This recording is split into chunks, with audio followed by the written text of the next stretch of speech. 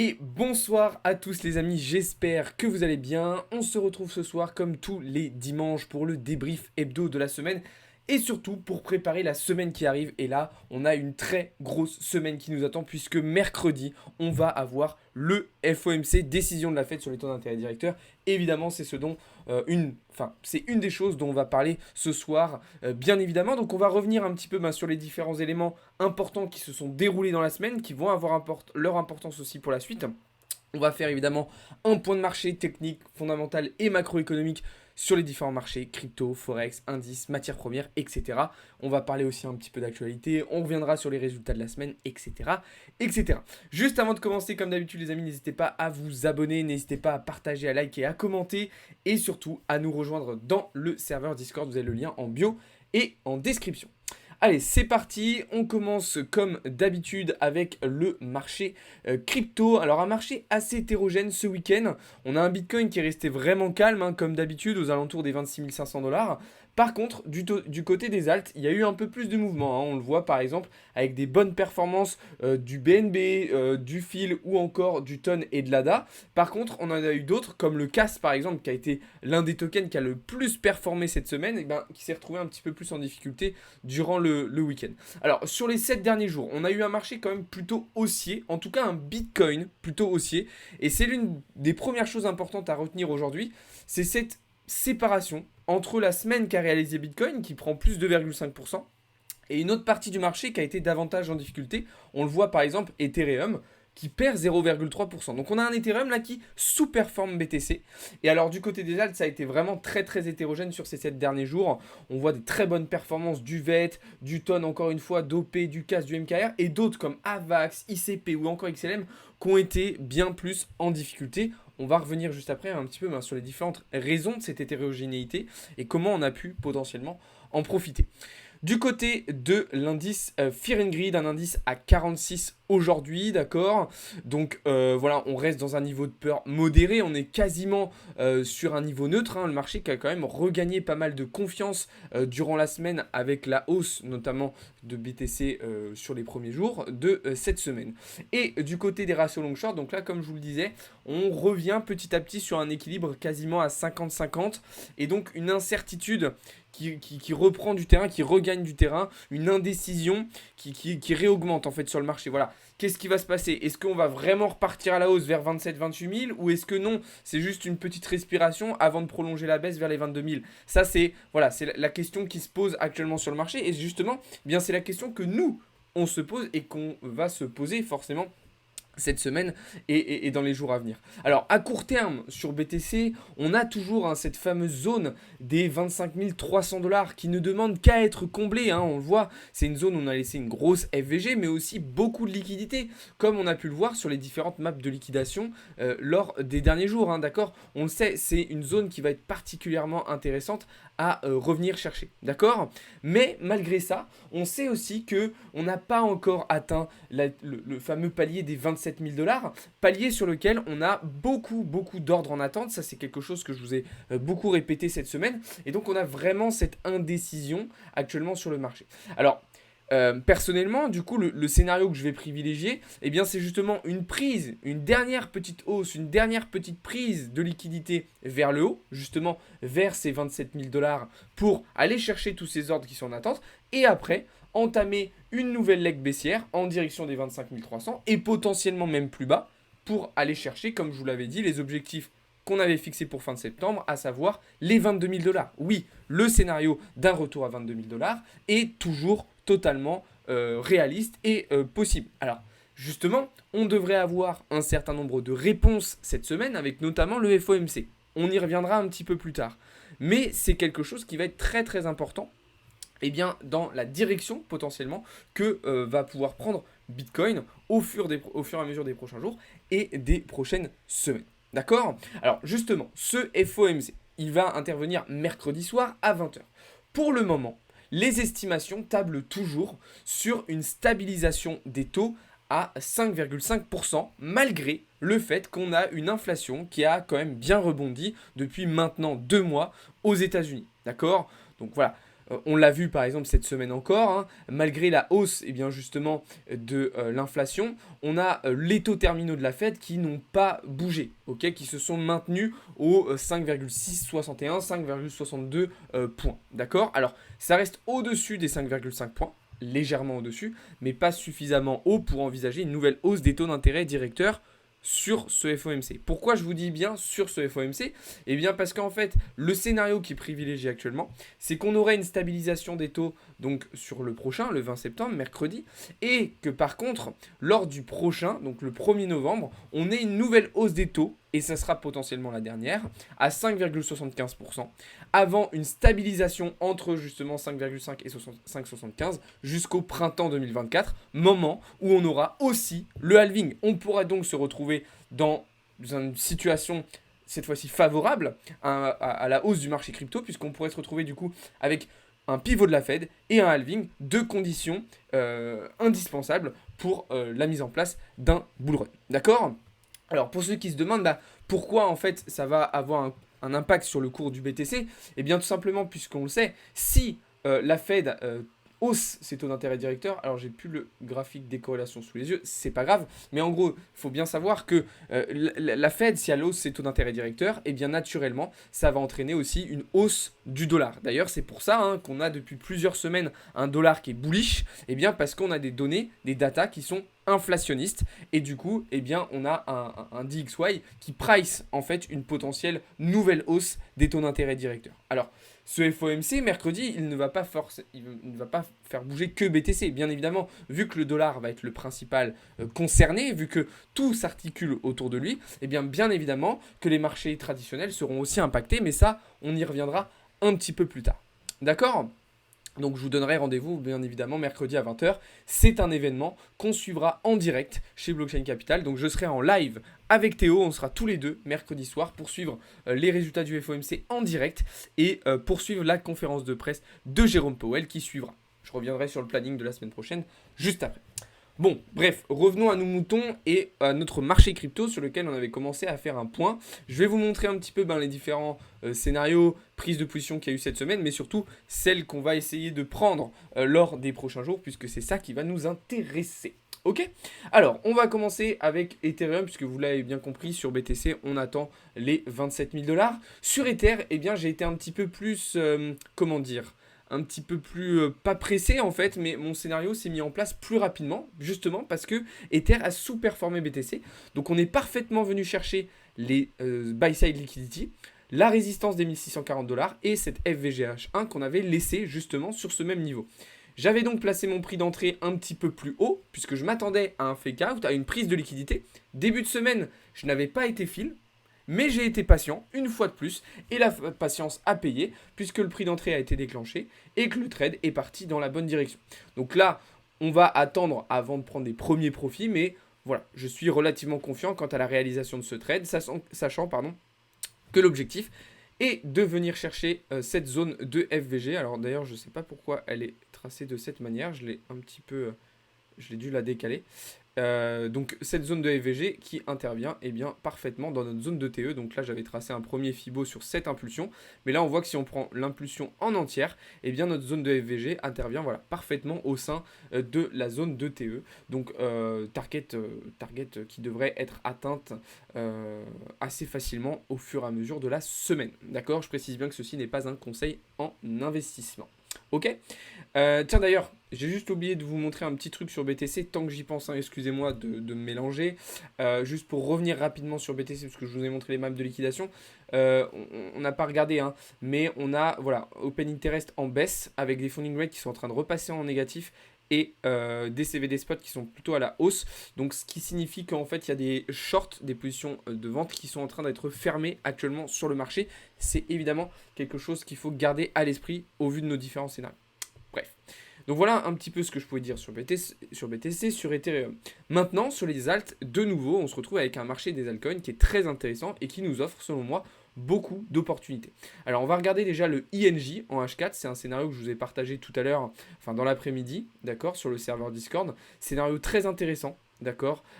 Pour moi, on est vraiment dans le setup, encore une fois, que je recherche de manière systématique. Un retracement dans ma zone d'OTE avec de la FVG à venir récupérer sur ces niveaux-là. On voit que c'est un niveau de support qui peut être intéressant aussi. Peut-être qu'on fera une première entrée un petit peu plus haut, peut-être un système de double entraille sur ce trade, avec pour objectif de venir chercher la liquidité qui est là-haut et un SL sous les précédents lots.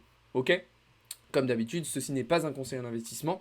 Et si vous voulez plus de détails et aller plus en profondeur dans ces analyses, eh bien, je vous invite à venir voir ça dans le serveur Discord, encore une fois. Sur le XLM, très belle prise de position, quasiment tous les TP qui ont été touchés. Attention, on est venu chercher, comme je vous l'avais dit, ce double equal low, donc sur lequel on avait laissé beaucoup de liquidité. On peut potentiellement, sachant que là, on est venu aussi prendre avec cette mèche de la leak, on peut potentiellement envisager une réaction haussière désormais de l'XLM pour potentiellement venir combler bien justement cette grosse zone de FVG qu'on a juste ici. Ok. Ensuite, on va continuer avec le Rune, qui est l'une des plus belles prises de position qu'on a faites cette semaine. Très beau trade sur le Rune, qui a enregistré une hausse de plus 30% depuis le prix d'entrée que je vous avais envoyé, depuis le signal d'achat que je vous avais envoyé. Voilà, le Rune qui a fait plus 30% en l'espace de quelques jours. Donc félicitations à ceux qui ont pris ce magnifique trade qui vous avait été là aussi partagé dans le serveur Discord. Sur le SNX, c'est bien, il faut être patient, mais la patience paye toujours, puisque après quelques jours en difficulté, le SNX est parfaitement parti à la hausse, qui nous a permis de prendre des premiers profits et de sécuriser notre position. Sur le Link, là aussi, très beau trade, quasiment tous les TP qui ont été touchés, position évidemment sécurisée, tout comme sur le Solana, comme vous le voyez actuellement à l'écran. Donc des altcoins qui nous ont permis quand même de compenser un certain nombre de pertes qu'on a pu avoir sur BTC. Vous le verrez tout à l'heure avec les résultats de la semaine qui ont été un petit peu plus compliqués que d'habitude, notamment sur le challenge, mais on y reviendra juste après. Donc voilà, pour le fait, donc position qui est un petit peu molle, un petit peu lente pour le moment. Bon après on le sait, hein, c'est un trade en swing, on l'avait dit, on l'avait clairement identifié, donc il va falloir s'armer de patience, mais je reste totalement confiant quant à la réalisation de cette prise de position. Voilà ce que je pouvais te dire, et il y avait le petit OP sur lequel aussi je vous avais partagé une idée, plutôt une idée, voilà, de potentiel retracement après cette prise de FVG pour aller chercher les précédents plus bas.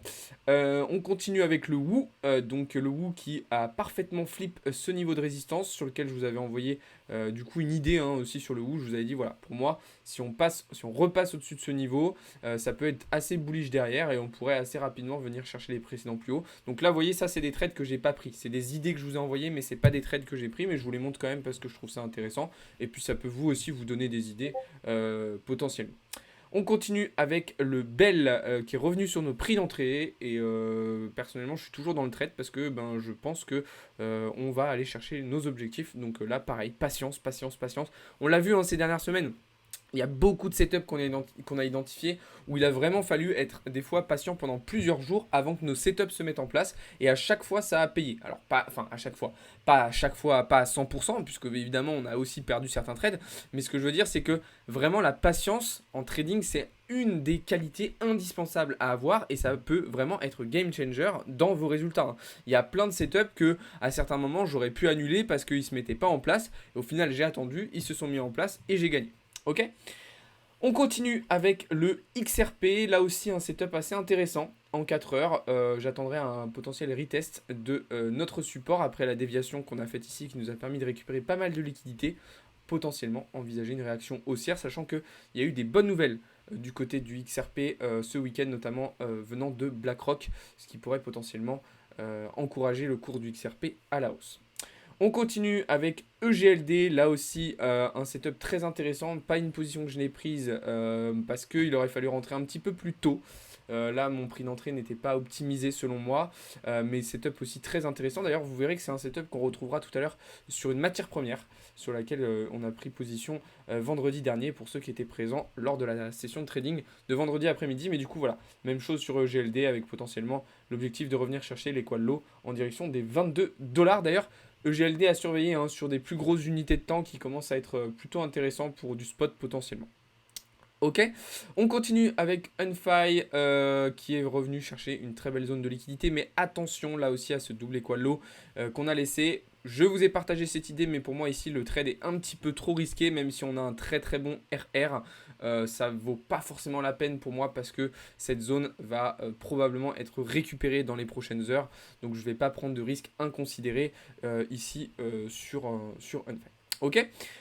Voilà ce que je pouvais vous dire sur le marché crypto, donc ça fait quand même beaucoup d'opportunités. Alors, je précise aussi pour ceux qui sont dans le chat, ne vous inquiétez pas, si vous posez des questions, je répondrai à toutes vos questions en deuxième partie de live.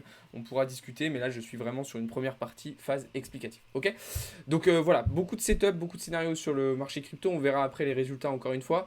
Mais du coup, un marché qui est quand même assez intéressant, même si on est sur un marché qui n'est pas forcément facile. Hein. C'est vrai que cette semaine, ça a été un petit peu compliqué, notamment sur BTC, mais un marché qui nous offre quand même pas mal d'opportunités. Et ça, c'est important et ça fait plaisir. Ok. On va donc désormais se tourner du côté des marchés financiers traditionnels. Je vais commencer avec le marché Forex. Donc, je vais être relativement rapide. On est toujours plutôt sur une optique haussière sur l'USD/JPY, mais à court terme, potentiellement envisager un petit retracement, comme je vous l'ai identifié juste ici. Maintenant, attention, hein, c'est vraiment ric-rac là. On a mis un SL très serré parce que la position est risquée. D'accord. Donc là, on va prendre des risques beaucoup moins gros, mais ça peut potentiellement nous permettre d'aller chercher des très beaux gains, comme vous le voyez, puisqu'on a un risk-reward de 10,79 sur ce trade. Le GBP/AUD sur lequel on a réalisé là aussi une très belle performance cette semaine. Après s'être fait une petite frayeur au début de notre prise de position, on est venu valider un trade avec plus 5R là aussi, donc très belle prise de position. On avait pris début de semaine aussi un joli petit trade sur le GBP/USD avec plus 2,65R qui avait été réalisé. Et bien évidemment, on est toujours en short sur l'euro/USD à moyen terme, hein, sur du 4 heures, avec des objectifs de retracement vers les 1.04 comme d'habitude. Pas de changement de ce point de vue là. Voilà ce que je pouvais dire du marché Forex. Il y a eu plein d'autres trades qui ont été pris cette semaine sur ce marché, des très belles opportunités qui ont été saisies. Encore une fois, si vous voulez voir ça en détail, je vous invite à venir voir ça dans le serveur Discord. Comme je vous le disais tout à l'heure, un setup qu'on avait identifié sur EGLD, sensiblement le même sur l'or, sur lequel je me suis positionné vendredi après-midi, donc durant la dernière session trading de la semaine. Très beau trade sur l'or qui a bien démarré. Donc j'ai sécurisé la position avant la fermeture des marchés vendredi soir, et on verra comment ça va se dérouler à l'ouverture demain. Donc attention sur l'or qui va être évidemment directement impacté par le comportement du dollar. On en a parlé tout à l'heure avec le FOMC de mercredi qui aura son rôle à jouer. Voilà pour l'or. Et puis du côté du pétrole, eh bien on est toujours bullish hein, sur le pétrole qui se dirige tout droit vers la barre des 100 $. On en a déjà beaucoup parlé ces dernières semaines, mais c'est vrai que lors des derniers jours, eh bien, on a eu un nouveau signal haussier en fait sur le cours du pétrole avec ce Golden Cross à long terme qui pourrait vraiment faire exploser la barre des 100 $ et nous ramener sur les précédents plus hauts justement en direction des 120 $. Donc vous savez, hein, cette situation autour du pétrole qui entraîne beaucoup de conséquences et qui est expliquée par des données géopolitiques et diplomatiques avec, vous le savez, donc l'Arabie Saoudite et la Russie qui ont simultanément décidé de stopper leur production jusqu'au mois de décembre. Donc voilà. En tout cas, on reste bullish sur le pétrole, mais c'est vrai que j'ai pas forcément repris de position dessus. Étant donné la situation, je préfère pas. Même si ça serait faisable, hein, mais vraiment, je préfère pas y toucher en ce moment. Ok ? On va finir avec les indices boursiers américains et européens. Donc on est toujours sur du short sur S&P 500 et sur le Dow Jones sur du moyen terme. Alors même s'il y a eu d'autres petits trades à plus court terme dans la semaine sur du 4 heures, on est toujours dans des optiques baissières, d'accord, sur les indices boursiers américains, mais on les a scalpés un petit peu aussi, tout comme le Nasdaq. D'ailleurs, Nasdaq, lui, sur lequel on n'a pas de position à moyen terme, mais par contre sur lequel cette semaine on a pris deux magnifiques trades à suivre. Hein. Là vraiment ça a été ping-pong, donc plus 4,2 R sur celui-ci, plus 3,3 R sur celui-ci, donc vraiment deux très beaux trades, là aussi qui vous ont été partagés dans le serveur Discord, les amis. Donc voilà pour Nasdaq. On surveille toujours, hein, évidemment, une potentielle entrée à moyen terme. Mais voilà, on voit qu'il navigue depuis plusieurs semaines autour de cette structure ici, là, en 4 heures. Et tant qu'on n'aura pas pris une direction un petit peu plus claire, je ne prendrai pas forcément de position. Et puis donc pour finir, donc sur les indices européens, donc le CAC évidemment à moyen terme toujours baissier, mais par contre à court terme très beau trade qu'on a pris cette semaine du coup sur le CAC qui nous a permis de prendre des profits partiels, de sécuriser notre position. On a bien été aidé hein, ici par les résultats chinois qui ont été assez encourageants cette semaine, contrairement à ce qu'on avait eu ces derniers mois. Et vous le savez, hein, les résultats chinois qui ont directement un impact sur le CAC en général. Donc voilà. Très très beau trade ici qui vous a été partagé sur le Discord. Et du côté du DAX, donc là pareil sur du moyen terme, on est toujours baissier. On est toujours dans des objectifs de short. Et donc là, une position qui se passe aussi très très bien sur du daily. Mais bon, là, c'est vraiment du positionnement long terme. Donc voilà ce que je pouvais vous dire là-dessus. Et puis voilà, vous connaissez la chanson. Donc on l'a dit, FOMC mercredi, tout va s'articuler autour du dollar.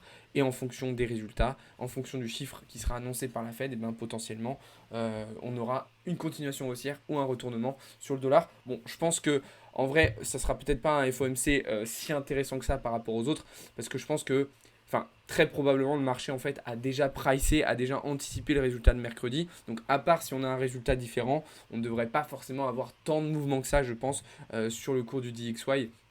Mercredi soir.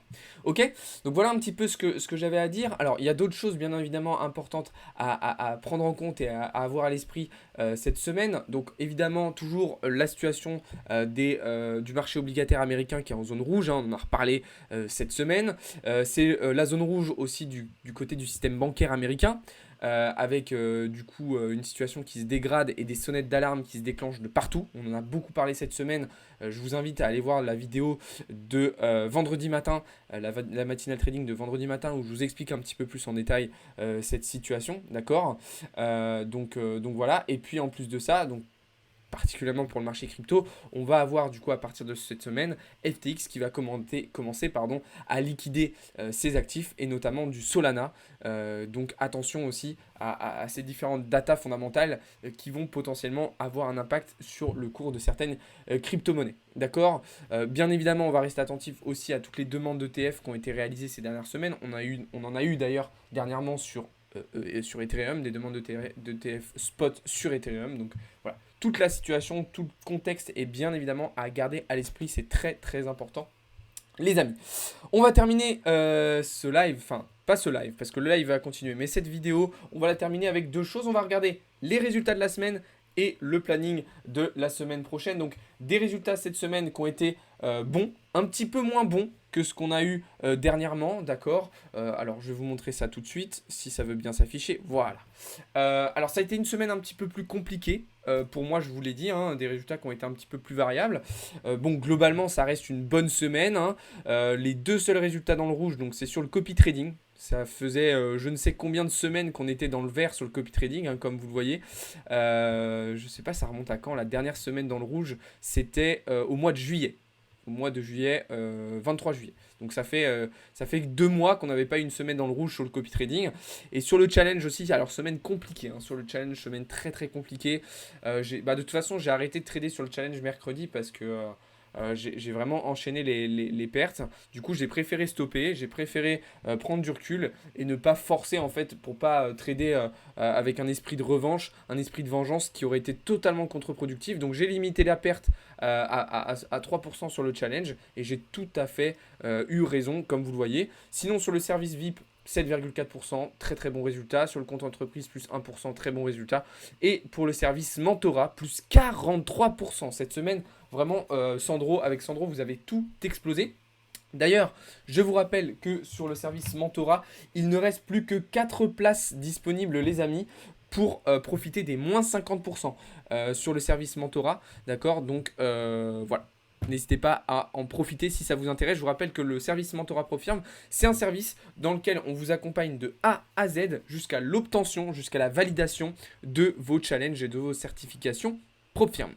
Ok, vous inquiétez pas encore une fois les amis, je vais répondre à toutes vos questions juste après. On va terminer avec le programme des lives de la semaine.